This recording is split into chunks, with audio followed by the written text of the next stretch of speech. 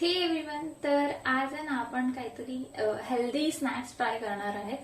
तर बेसिकली माझी अशी सवय आहे की ऑफिसमध्ये बसल्या बसल्या म्हणजे थोड्या थोड्या वेळाने असं काही ना काही चटरपटर खायची आहे. तर म्हणून मी विचार केला आज हेल्दी स्नॅक्स बनवूया, जे की आपण स्टोअर करून ठेवू शकतो आणि डेली मी ऑफिसला सुद्धा नेऊ शकते ऍज अ स्नॅक्स म्हणून. तर हे बघा, हे ओव्हरनाईट सोक केलेले अख्खी मसूर आहे. ठीक आहे, तर आज आपण ह्याच्यापासून हेल्दी स्नॅक्स बनवणार आहे. तर चला बघूया.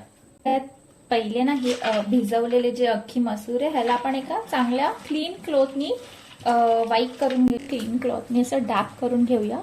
ह्याचं एक्सेस वॉटर आपण रिमूव्ह करूया. तर इथे आपण हा घेणार, ऑइल ऍड करूया, सॉल्ट,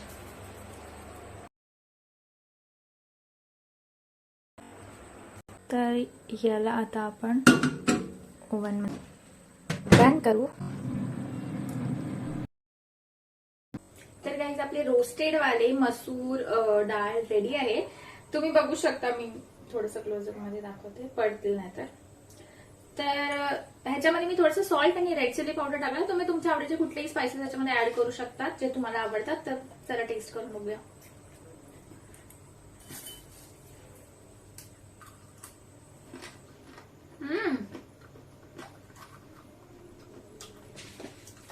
खूपच जास्त क्रंची झाले. मला एवढं एक्सपेक्टेड नव्हतं की हे एवढं क्रंची होईल.